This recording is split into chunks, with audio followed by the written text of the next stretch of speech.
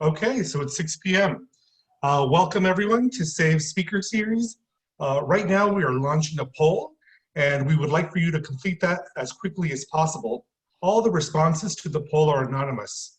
My name's Orlando Gonzalez. I'm the Executive Director of Safeguarding American Values for Everyone, SAVE. My pronouns are he, him, and his. SAVE's mission is to promote, protect, and defend equality for people in South Florida who are lesbian, gay, bisexual, and transgender. Tonight, this is our final in a three-part speaker series that is focused on highlighting the candidates that are running for Miami-Dade County Mayor. All the candidates that are running for mayor were invited, but only 3 of them accepted the invitation. So that alone should tell you a lot. Miami-Dade County includes a population of nearly 3 million residents, of which half of those are registered to vote.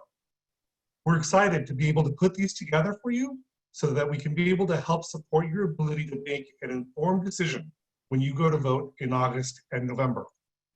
In addition to these forums that we are having, the SAVE Action Pack will invite all the candidates again to participate in our endorsement process.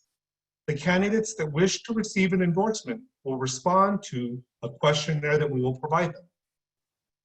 In that questionnaire, they will be able to share with us their policy position on many issues that affect the LGBT community. Once that questionnaire is completed, each one of the candidates will be interviewed by a panel that's comprised of members of the community who will either vote to endorse or not. And we really want many members of the community to be involved in that process. So if you've not signed up to be a panelist, go to the SAVE website and you can do it there. The work of SAVE is primarily supported by individual donors, followed by corporate sponsors and philanthropic grants. You can become a donor at save.lgbt/membership. Memberships start as low as just $35 a year.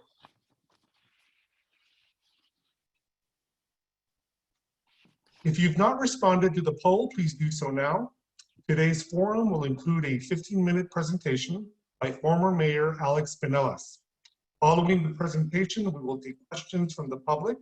Please know that all of the attendees in this webinar are muted except for the presenters. We will take the live questions when you post them to the Q&A function in the toolbar of the Zoom screen. I advise that you please be succinct in submitting your question. If you have joined us on Facebook Live, you can only listen in on the conversation. To submit questions, please join the discussion through Zoom. So let's close the poll and review the results. Let's see what we've got.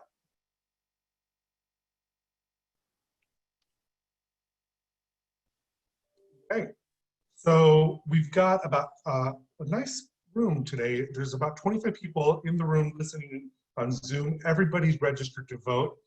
65% of the people have registered to vote by mail. 35% have not registered to vote by mail. And as you know, in these times where we are dealing with a public health crisis and there's a great need for social distancing, there is a possibility that we're going to have to look at voting by mail, and that will be an important initiative that SAVE will take on to make sure that more people are registered to vote by mail.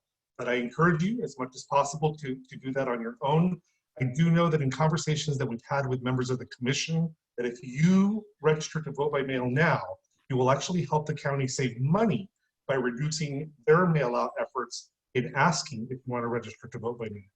So do it in advance. The next one is a question here asking if you've already decided who you're going to be voting for mayor. 50% of the people here say yes, 20% of the people say no, and 30% of the people are undecided. The last question is really one about civic engagement. I really appreciate that so many of you have joined us today. This is part of the civic process of getting to know the candidates that are running for office. And one of the other civic duties that you have in addition to voting is also to responding to the census. And we have 85% of the people today that have responded that they have responded to the census. Another small group, 15%, has not. I really encourage you to get this done as soon as possible. It's helpful. These are federal dollars that will come to our community, and it's important. So let's get started. Welcome, Mayor Penelas. Thank you for being with us tonight. I hope that you and your family are doing well. Yes, thank you. Thank you for having me. You're welcome. So you're going to have 15 minutes to be able to present. I will turn off my camera. You will be able to do your presentation, and then when there are 3 minutes left, I will come back on the camera so that you know that you can start to wind down the conversation. And once you're done, we'll then turn to the audience and take questions. So, Mr. Mayor, the floor is yours. Orlando, thank you so very much for that this kind invitation. I want to thank also everyone who's attending our virtual conference this evening. Thank you so much for your interest and for this opportunity. You know, I think we will all agree that we're living in incredibly uncertain times, but I also believe that we have a unique opportunity to reshape our community as we emerge from this crisis. The coronavirus pandemic, I think, has also exposed some of our shortcomings, but I also think that those shortcomings can be overcome in meaningful ways if we have the right leadership coming from all levels of government, especially at the county level, where we will have a new mayor and as many as 7 new county commissioners. For some of you who perhaps have followed my campaign over the last year or so, you've noticed that I've spoken a lot about the 4 pillars of my vision for the future of Miami-Dade County. And they're based primarily on fulfilling our promise to expand public transportation. Number 2, to deal with our affordability issues, specifically as it relates to housing. Number 3, deal with our environmental issues, especially those presented by climate change and sea rise. And of course, most importantly, to do so in a way that's more just, fair, in an inclusive community. So today I want to take a moment really to talk about the 4th pillar, and I'm happy to take questions, of course, later on any other of my pillars or any other question you may have. I want to take a moment to address that final point, which is about creating a more inclusive community. Because I think with that what's unique about that pillar in my vision is that it's really not solvable through one specific set of policies like transportation or affordability. Quite to the contrary, I think inclusivity must be the guiding light for all of our policies, for all the things that we do and we promote. And for me, it's always been that way, and really has been rooted in my upbringing and my faith. And I want to talk briefly about that as well, because some of you may know a little bit about my family story. My parents came to this country as immigrants, and they worked very, very hard. They left their professional careers behind. My mom went to work as a housekeeper on Miami Beach. My father's first job was picking tomatoes in South Dade. They did so because they wanted to provide a better future for themselves, for my 2 brothers, and eventually for me when I was born a year or so later after they came to this country. And really the most important thing they left me was not anything material. It wasn't money or assets. The most important thing they instilled in me and left me were the values of hard work, of dedication, of honesty, and respect. And that's really, those have been the guiding values I've had throughout my entire life. And also through our faith, they also taught me the importance of acceptance and inclusivity. And as some can imagine, some of those values were tested even at a very early age. I remember in the early 70s when my eldest brother, Louis, explained to my parents that he was gay. It was a very difficult moment that tested that value of acceptance and of inclusivity. But our faith pulled us through that, and we became a stronger family as a result of that. And those were the values that also, I carried with me through my law school career and my early political career when I was elected in the city of Hialeah back in 1987. But what was interesting to me was when I arrived at the county in 1990 as a brand new county commissioner. I was 28 years old, the youngest ever elected to the county commission. And as I looked around, I noticed that was a government that was not inclusive, and in my mind did not reflect the values that my parents taught me. Think about it for a moment. 1990, early 1990, I was only one of two minority members of the county commission. I was not allowed to communicate with my constituents in Spanish because we had an anti-bilingual ordinance. When I proposed using CDBG money to promote AIDS awareness and research, I was told, don't talk about that. That's considered taboo. My conservative supporters really were discouraging me from getting involved in those discussions. We weren't caring for our homeless. We had rampant crime. And it was, regrettably, at that time, 1990, it was actually legal to discriminate against somebody for their sexual orientation. So again, as I looked around that commission, as I looked around that county government that I had the honor to participate in at the time, I knew that we had a lot of work to do, and therein started a 14-year quest to really even the playing field and fight against inequality at the county level. And while some would want to define my record on equality simply as the mayor who fought to amend the human rights ordinance, I would suggest to all of you who are listening today that there's so much more to my record than just the human rights ordinance. And I do want to talk about that, Orlando, obviously, but I want to talk about a few other things first. I want to mention that I took on the issue of discrimination based on nationality and helped lead the way to repeal that anti-bilingual ordinance that in early 1990 that prohibited us from using county resources to communicate with our constituents in any language other than English unless it was a public safety issue. I took on political inequality. And although I was elected countywide in 1990 and probably would not have been elected at that time from a single member district, I fought for single member districts and joined the advocates of the Voting Rights Act challenge because, again, as I looked around, I saw a government that was not reflective of the community we represented.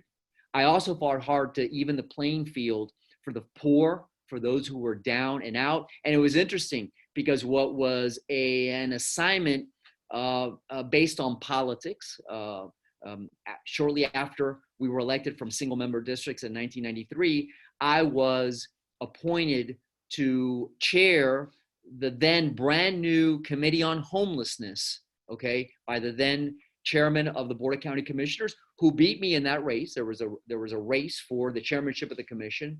Arthur Teal won that race, and I was assigned to the Homeless Committee. And from that, I'm proud to tell you that we turned lemons into lemonade and created the Homeless Trust, which continues today to be a model for the nation, and also deals or also provided funding for many of our domestic violence challenges.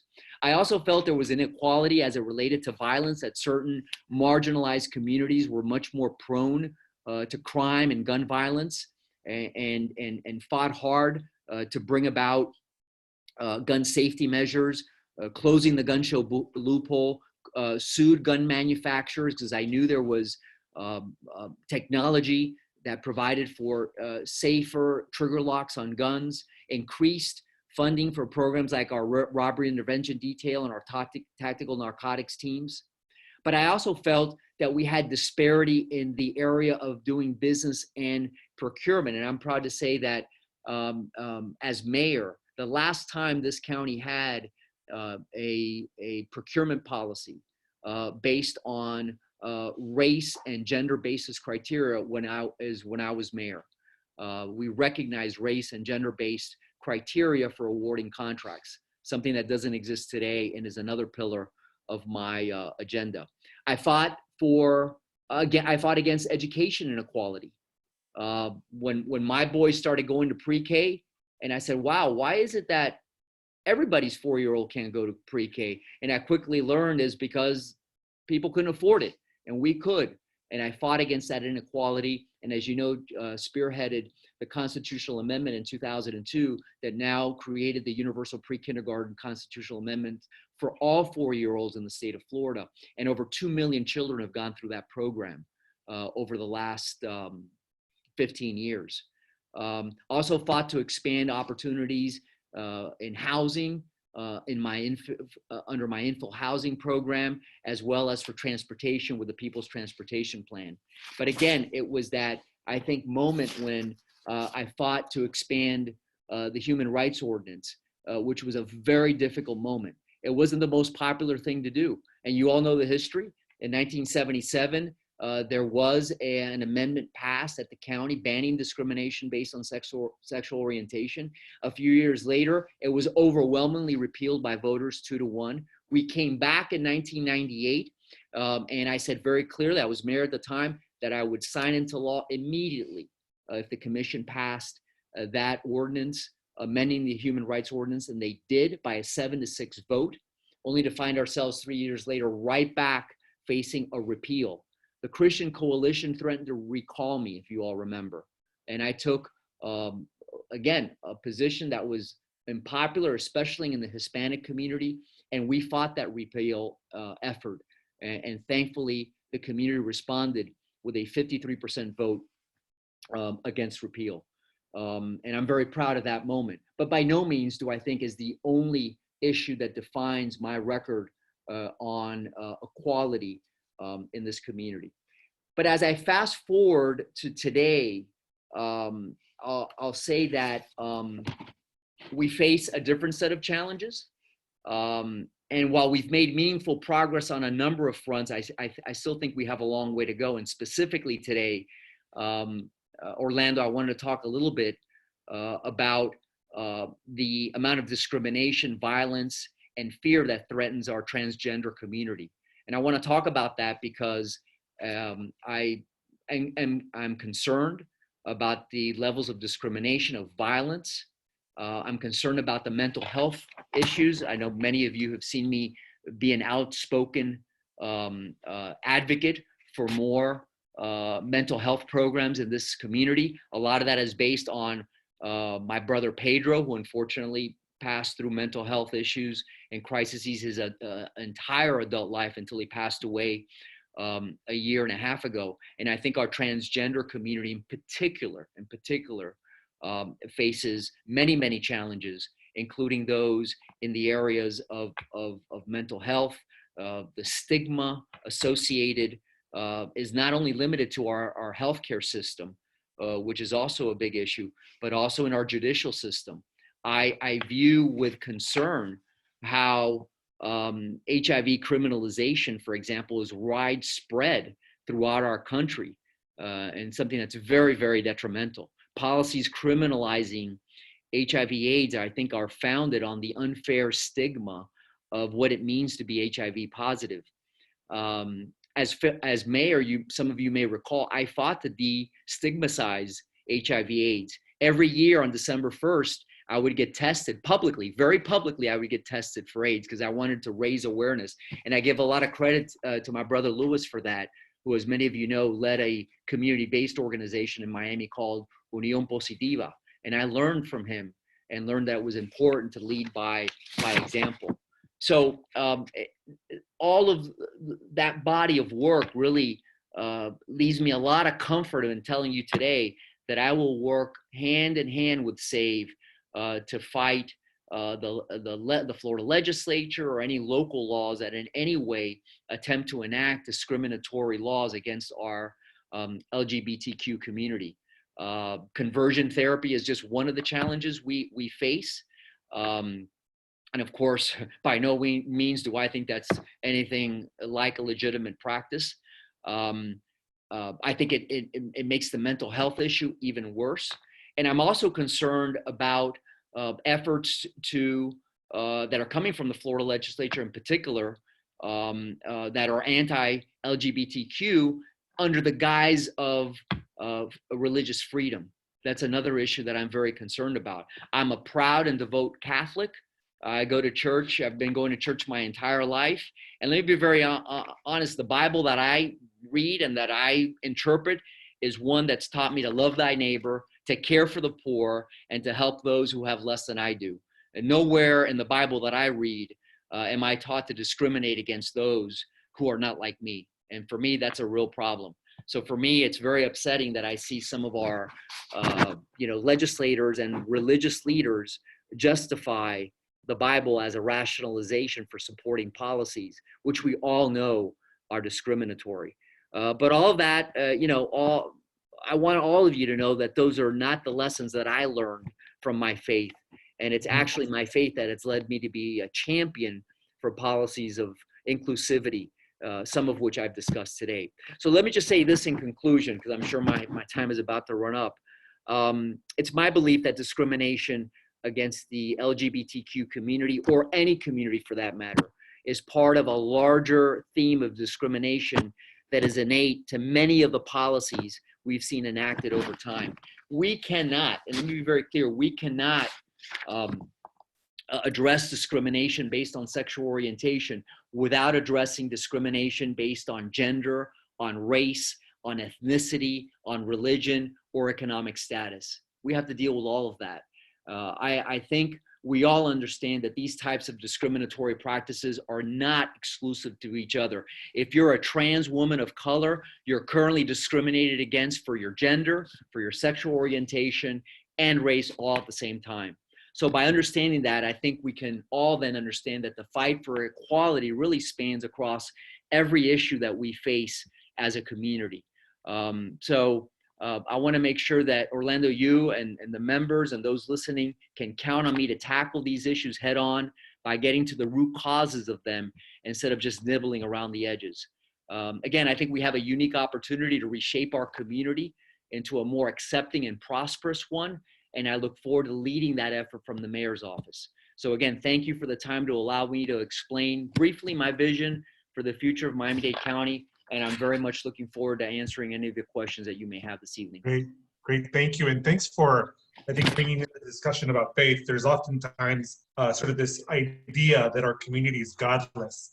And I know more LGBT people that are very close to their faith that have actually had to grapple with the question of their own faith in order to come to terms with who they are, how they want to live. And so I know that many people who are not part of the LGBT community sort of have just coasted through the conversation about religion. They haven't had to question it so much. So it's definitely a part of our community. Faith is a huge part of it. And let's start with these questions here. So the first question that we have says, given that you helped create the homelessness trust, what do you see the current state of homelessness in our county? How do you see it? What is working and what could be improved, particularly as we look at LGBTQ youth and seniors that are experiencing homelessness? Excellent question. So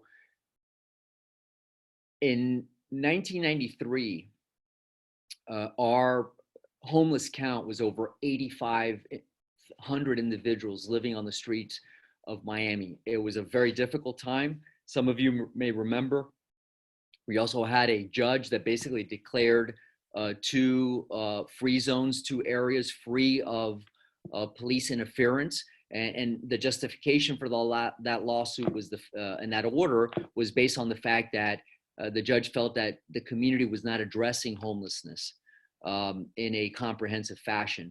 And a lot was done to address the issue. It was a public-private partnership. I was proud to work closely with Alva Chapman on that program, and it became a model and still is a model for the nation, and has a dedicated funding source. The 1% sales tax on the sale of food and beverages in restaurants grossing over $400,000 is the basis for that funding, 15% off the top of which goes towards domestic violence. Now, I understand that as time has passed, we have to perhaps refocus a little bit the work of the Homeless Trust. I think we're starting to see an uptick, Orlando, in homelessness based on 2 critical factors. One is affordability, and it goes directly to your issue of children, especially. A large portion of our homeless population are families, intact families, who basically sleep in their cars because of the high cost of housing in this community. And the second issue, which I think does address many of the concerns you mentioned, is mental health. We are getting to the point of mental health being a crisis in this community. More than 9% of our residents of Miami-Dade County are currently suffering through a severe mental health issue. That's over 250,000 people. So I think the combination of those two issues has contributed to the uptick in homelessness. So I think we need to tweak. We need to tweak the work of the Homeless Trust and the other agencies to address those two particular issues. Thank you for that. The next question is related to our response to the current public health crisis. We've been responding to it at all levels, from what we see being done at the federal level, at the state level, and then here locally at the county level. The question is, what are your thoughts on contact tracing, and if it's necessary for moving forward in the battle against the COVID-19 pandemic? Absolutely. I think contact tracing will be critical in this new normal that we're going to be living in. And I think, thankfully, we have advanced technology that will help us in that regard. Miami-Dade County is the 6th largest local government in the United States, and we should have the best technological support to help guide us through that issue. But let me, if you allow me, let me talk about one aspect of our response, which I've been talking about since day one. And that is the need, Orlando, to have a very clear, consistent message coming from our local authorities. When I was mayor, I managed many, many crises, 22 storms, the Gianni Versace murder, the Fine Air crash. I dealt with the aftermath of 9/11. When there was a crisis, the county mayor was the leader, the voice that laid out a very clear, firm, but comforting message to the people of Miami-Dade County. I feel that right now, leaving the substance of the recommendations aside for a moment, the message has been muddied because there's a lack of coordination between the county and many of our municipalities. It happened when we were winding up towards the safer at home orders, and it's happening again now as we're unwinding the safer at home orders. When the county mayor recommends or orders that certain restrictions are going to be put in place, only then to have the leaders of the 3, 4, 5 largest municipalities say everything to the contrary, is very confusing to the people of this community. And I think it's the county mayor's responsibility, whether there's a political rivalry or not, to pick up the phone and make sure that he or she is talking directly to the municipal leaders and that there's a coordinated effort. When I would order an evacuation, I made sure that I had the mayor of Miami Beach on the line, the mayor of the Barrier Island communities. Everybody knew what the experts were recommending to me. I was explaining it to them, getting input, and by the time I made the recommendation and the order, everybody was on the same page. And I see right now the message is very, very muddied. It's provided, I think, a lot of confusion in the community.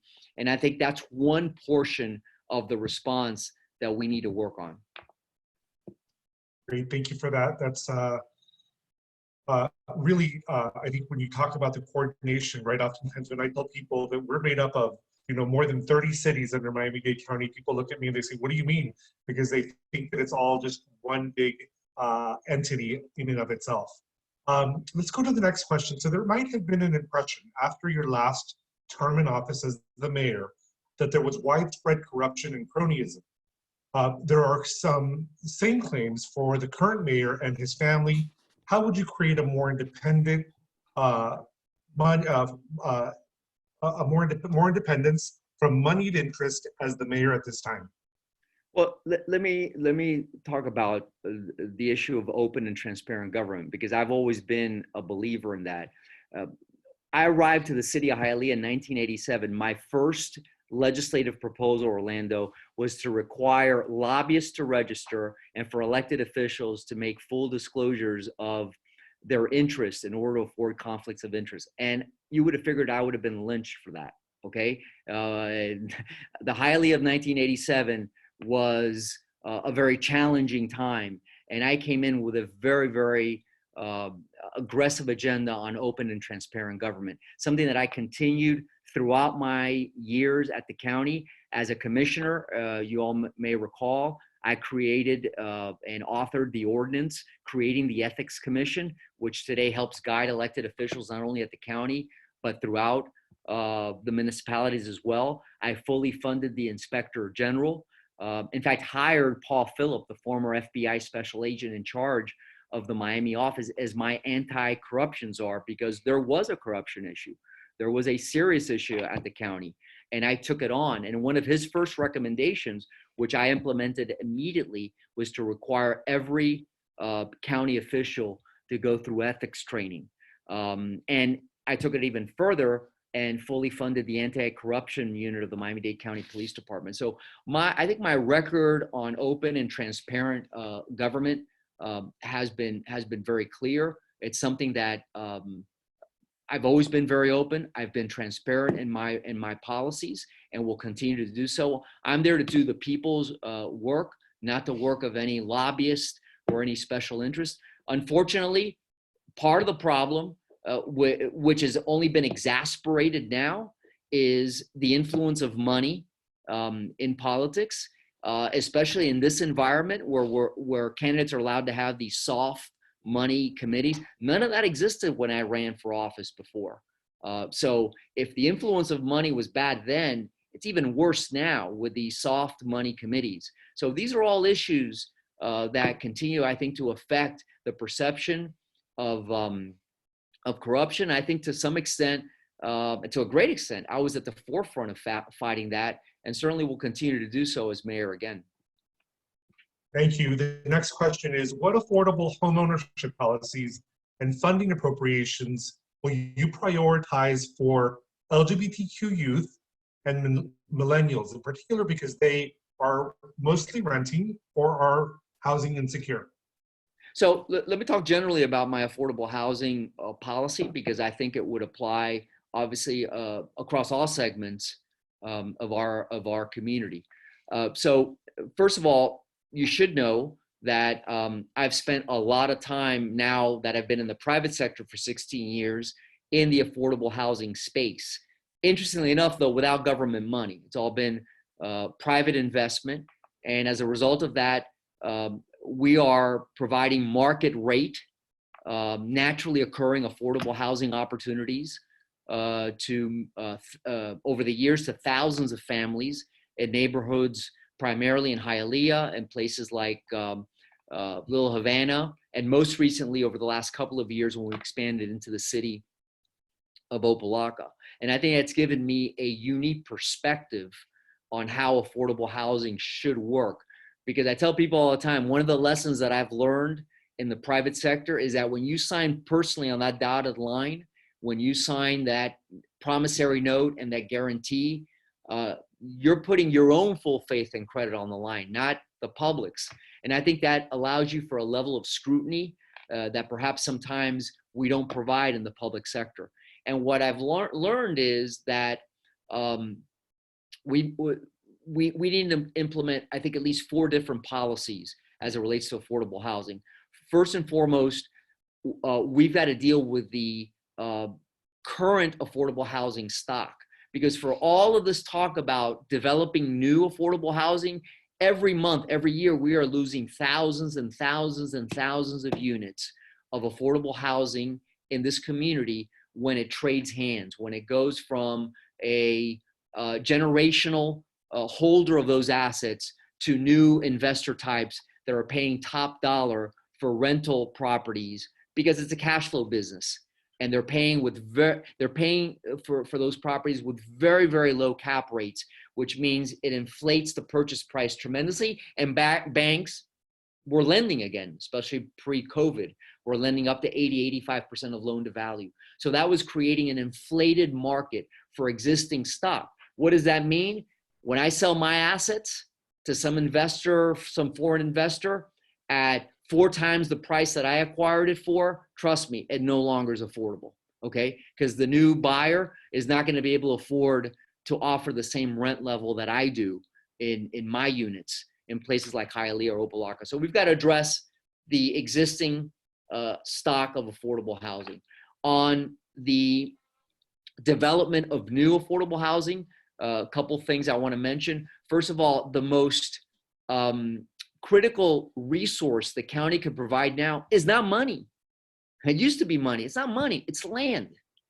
And you got to understand that when you've underwritten development deals like I have and done none of them, because I've always bought is existing stock that's below replacement value, I could tell you what makes a new project unaffordable is the cost of land.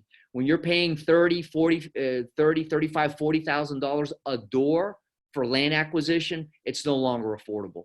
So there's a lot of land that the county owns, municipalities own, that the schools district own, that I think we could partner with private, legitimate, affordable housing developers. When you take that land cost off the pro formas, you can demand from those developers that they offer affordable rental rates to their new tenants. Not to mention the fact that now you're putting the property on the tax rolls. The third point of my plan would be on transit-oriented development. We need to do more of this affordable housing development along our transit corridors. Obviously, we should build more transit corridors too, which I'm sure we'll talk about at some point during this discussion today.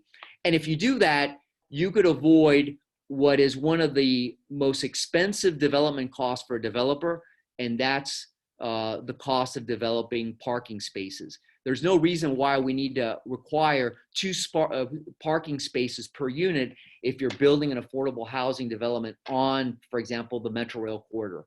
So by reducing the parking requirements and dealing with other aspects of our regulatory process, we could lower the cost. My fourth point would be affordable housing projects should go to the top of our regulatory process, of our zoning and permitting process. Because again, unless you're in the private sector, you don't understand that time is money. And if you're going to partner with the private sector, you can't take 1.5 years to approve a permit, because then again, your debt cost and other expenses with holding the property ends up making the project unaffordable. Thanks for that opportunity really to look at health policy and its complexity. That was helpful. The next question is that the Homeless Trust has made some very controversial decisions recently. One was denying funding for Miami to provide sleeping mats, and also when its director voted against the use of the needle exchange program. The question from the person here is if you would support the needle exchange program, and if not, why not? I have supported the needle exchange, and I've done so publicly and social media posts and the like. I think it's while it was controversial at first, I think the science proves that it's a practice that actually can reduce the transmission of infectious diseases and other illnesses.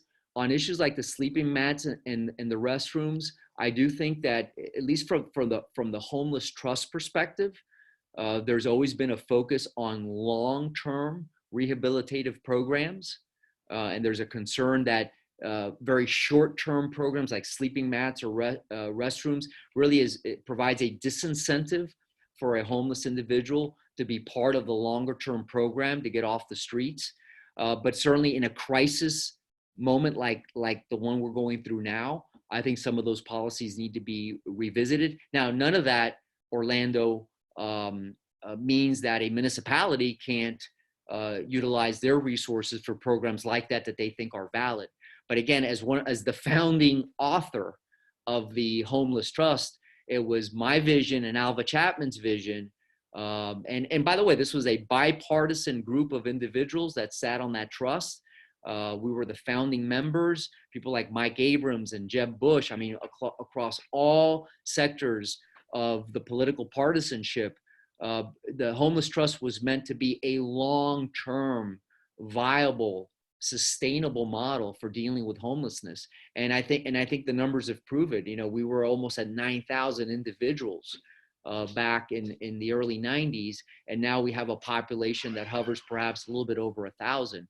So those strategies have worked, and a lot of the folks, quite frankly, that remain on our streets are people that have just simply not accepted the opportunity to participate, because the outreach groups are there. But again, I understand that in moments of crisis like this, perhaps some of those policies need to be revisited. Helpful. So this past fall, the county commission passed an ordinance to be able to establish an LGBTQ advisory board. Every commissioner is able to appoint one person to the commission. The mayor is allowed to appoint two. Really proud to say that in our meeting this past week, I'm a member of that commission. We elected a trans woman of color to be the chair of the board, and that's really an awesome place to be. There's a question here regarding leadership along with the commission and with the mayor. It says, Atlanta Mayor Keisha Lance Bottom created a chief LGBTQ liaison directly to her. Will you do the same? And assuming that this person's qualified, what would the LGBTQ representation look like under your leadership? A great question.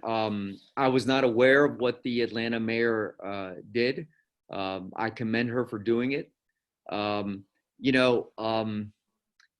Would I consider appointing an LGBTQ liaison? Sure, but my doors are open. I mean, you could have all the liaisons you want. I mean, my door has always been open to all segments of the community. I proved it back, like I said, in the early 90s when it wasn't popular to take on these issues.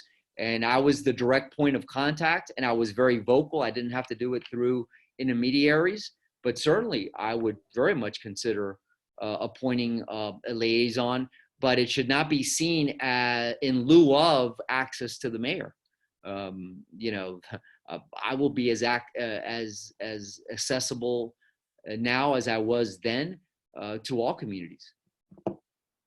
Thank you. So there's a question here, sort of wanting to do a little bit of recall from the top of your introduction. So if you could tell us about the pillars again, just kind of list them. And the question here regarding the pillars is, what's your relationship with the county commission, the existing one and maybe the prospective one coming? And do you feel that you're going to be able to receive support for enacting those pillars? So the pillars are expand public transportation, dealing with the issues of affordability, specifically housing, and we talked about that a little while ago, dealing with the environmental issues that we face, sea rise, climate change, and of course, creating a more just, fair, and inclusive community, which I think I elaborated on. The question is, my relationship with the county commission. I would tell you, Orlando, that it is an excellent relationship. The reason I was able to get progressive policies done when I was mayor was because I was never an ultra partisan. I'm a Democrat, been a registered Democrat my entire life. I'm very moderate in my positions, and I've worked very well with people on both sides of the aisle. Why? Because I listen and I try to create a consensus. And I think everybody should have a fair opportunity to express their points of view on issues. And that's why I've made a pledge not to make this mayoral race about partisanship, because I think anybody who tries to make this race about partisanship is going to have two serious problems. First problem is the second floor of the county building. The second problem is the Florida legislature, which is dominated by Republicans. And it's going to be a serious problem. And listen, when I was mayor, Jeb Bush was the governor, Marco Rubio was ascending in power in the legislature, and we would always get our agenda through because there was a working relationship. This breach that exists now in the relationship between the state and the county government, to me, is incomprehensible. I've begun to develop relationships already with some of the folks who are running for the county commission, and I see absolutely no issue whatsoever in working with any of them. Because again, I will not arrive at the county with some partisan divide from day one, because I think that would be a real problem in creating consensus. The reality is about half the commission will be from one party and the other half from the other party. So if you go in with this automatic partisan divide, it's a problem. And there are factions in this county that want to make it such, because our runoff election, if there is a runoff, right, will be during the general election, during the presidential election. And I don't need to tell all of you on this call today that that will be a very partisan fight. how we maneuver those waters is very important, because coming on one side or the other, I think, may be very useful for politics, but not for governance. So the next question expands exactly on this point that you're on. So the question is regarding our relationship with the Dade delegation in working with Tallahassee, but the question is really specifically about the Workplace Equality Act. So it's looking at that one particular policy, but I think that it's also looking at this from an expanded view of how we will work on other policy matters with Tallahassee. And I think you just touched on that, but if you can go directly to the Workplace Equality Act and anything else that you want to do to expand on the Dade delegation.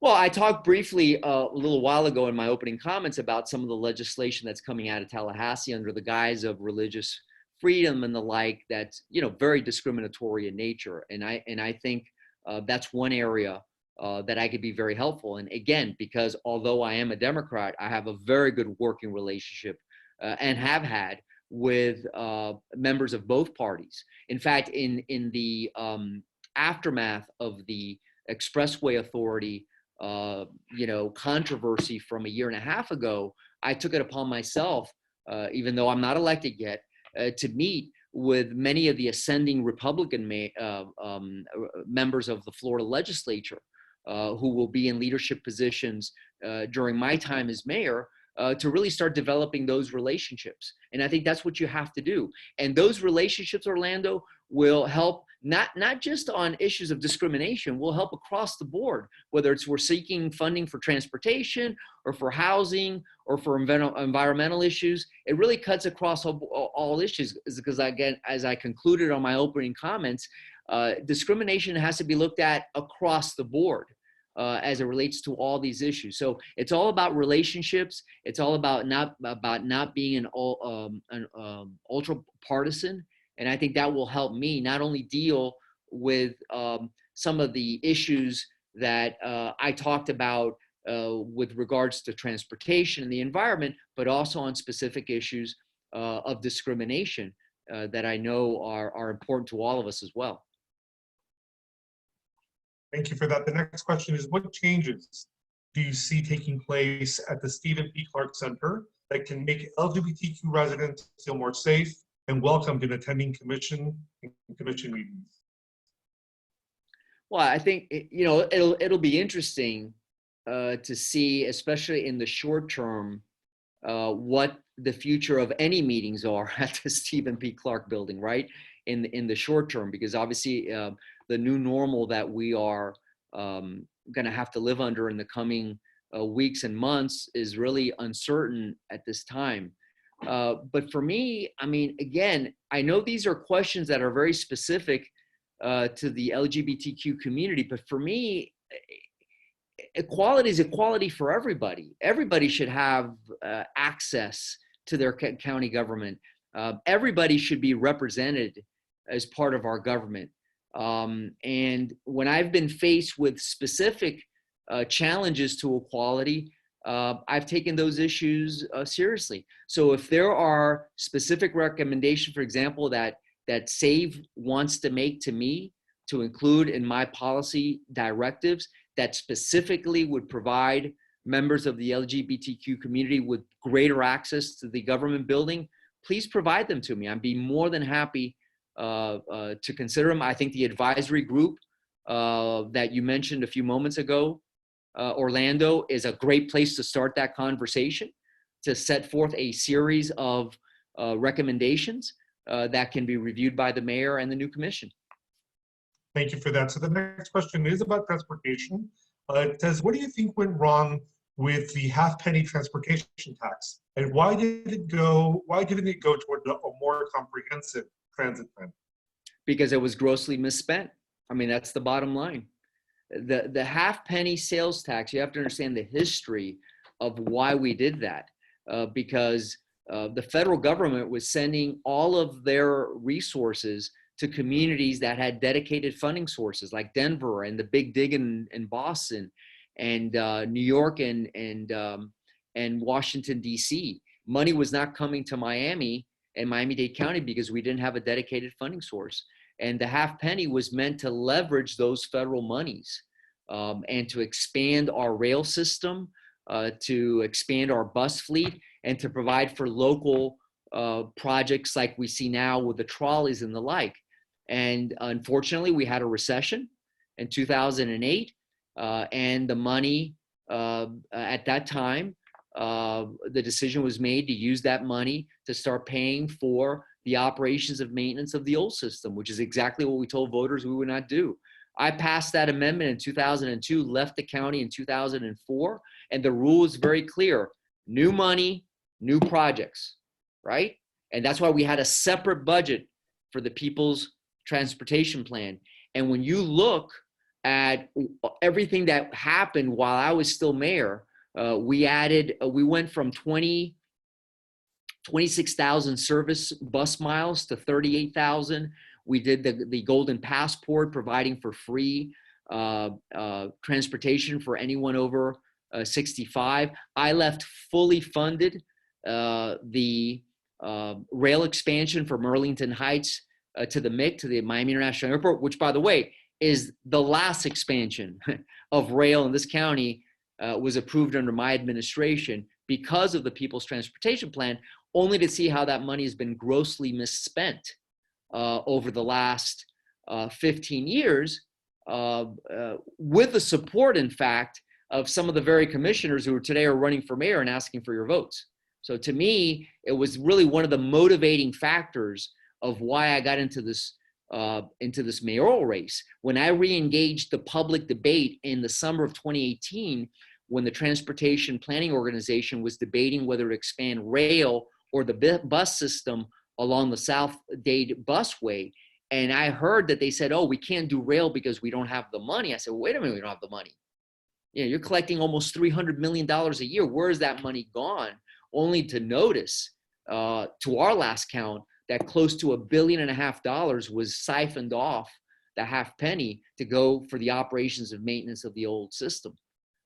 So that's what went wrong. It wasn't a lack of vision. In fact, I paid a huge political price for setting forth that policy, having the courage to tackle that challenge. The transportation mess we've had in this community over the last 5-10 years, I foresaw 20 years ago. And that's why the People's Transportation Plan was a 30-year living, breathing document that was meant to address these issues comprehensively and well into the future. So for me, as the author of that, but more importantly, as a taxpayer and resident of this county, I am mad. I'm furious of what's happened with that money. And really, it's one of the motivating factors of why I've gotten back into this race. We're not talking that much about it right now because we've got another crisis on our hands. But the traffic is coming back. Don't kid yourself. It's coming back. And we can't allow ourselves to fall in the trap of saying, oh, let's pull back because it's going to be a new world. Even with a new world, we're going to have way too many cars on the street. And if we want to be the global community we pretend to be, we better have a global transportation system. So yeah, I'm mad as hell about what's happened with that money. And I think voters are too. I hear it. So the next question is about the county healthcare plan for employees. And that is that, would you support that the healthcare plan that's provided cover gender affirming surgeries? I would support that. Or gender affirming care. I would support that. I've said that before. I've also talked extensively about putting mental health at a par with physical health, because a lot of these behavioral health policies, as you know, Orlando, have severe limitations. So these are all policies. If we truly want to be an inclusive community, we've got to require that. And we also have to require our contractors to have those policies, by the way, right? Because the people we do business with. So it goes hand in hand. You know, I know there was a big debate yesterday over sick leave. For me, it's just common sense to allow people there should be sick leave policies as part of companies that we do business with. So absolutely, I would be supportive of that. Thanks for that. So the next question is, how do you weigh protections for the LGBTQ community in light of religious freedom laws given your faith? Should the LGBTQ people have protections that limit religious policies and religious organizations like schools, hospitals, nursing homes? For example, should the lesbian teacher that was fired at St. Peter and Paul have been fired for posting pictures of her wedding on Facebook? There is an implicit trade-off here, and the person asking the question would like to know on which side of that fence you fall. Well, I think I was very clear during my opening comments, and that is that legislation that discriminates against the LGBTQ community, under the justification or rationalization of religious freedom is not the religion that I believe in. The faith and the religion that I believe in is one that you care for the poor, you don't discriminate, you treat everybody the same way. That's just who I am. So how can I support any law or any ordinance or any statute that discriminates based on the context of sexual orientation? No, I don't think the teacher should have been fired for that. No, absolutely not. So, I mean, that's how I feel. It's part of my upbringing. It's a fundamental value that I hold, and one that we struggled with. I was very open. When Lewis told my parents that he was gay, this is early 1970s. An immigrant child, young man of immigrant parents. It was a difficult moment. Okay, so their struggles. The stigma associated with my brother Pedro's mental illness was a difficult struggle. So let's not pretend that we don't struggle with these things. Of course we do, okay? Because a lot of people pretend and they want to make everything black or white. No, there's a lot of gray in a lot of this stuff. But when you have fundamental principles and values, that's what drives you. And I will always err on the side of equality, always. So we've got 4 minutes left, and we've got lots of questions coming through. So I'm going to pick and choose the ones that maybe I think you've already covered, and see if we can go into some areas where we haven't explored yet. The current mayor has defunded services, including public health and libraries, even the police, since he took office. Would you change that? Who would you raise taxes? Well, listen, I would take a very, very close look at the budget. That's the mayor's primary responsibility. I will inherit a budget that will have 10 and a half months left of viability, right? Because the new budget will take effect October 1. I won't be sworn in until the middle of November. But I've done this before. I managed 8 budgets as the county mayor, and I participated in the discussion of 6 others as a county commissioner. And the times that I've raised taxes, Orlando, I've gone directly to the voters, okay? With general obligation bonds, the People's Transportation Plan. I think the only time we didn't go to the voters was on the homeless trust, and we got a 13-0 vote from the county commission and what was a very conservative board at the time. So listen, I've not been afraid to raise taxes. Right now, I think before we raise taxes, we need to start fulfilling the promises we made to the voters on the halfpenny. So that is kind of for me, the threshold right now. We got to reverse the decision that previous commissions have made in misspending that money. But I think one of the things we will need to do is, obviously as a new mayor, look very closely at the budget, make allocation of scarce resources in a way that's consistent with the community's policy priorities. And if there's a specific need to make an investment, we go out to the voters and we sell the voters on that program. Excellent. Tell us about your position on the undocumented and immigration, and also the controversy, sort of surrounding our county being a sanctuary, city sanctuary environment. Yeah, listen, to me, it shouldn't be a controversy. I mean, I'm the son of immigrants. Immigrants have made incredible contributions to this community. And to have the state or the federal government tell us, unless you enforce or effect federal immigration laws, we're going to withhold funding or we're going to penalize you. I think that's insane. And why we gave into that, under the current administration, I don't understand. So I don't buy any of the sanctuary city legislation coming out of Tallahassee or the federal government. I'm not going to participate in it.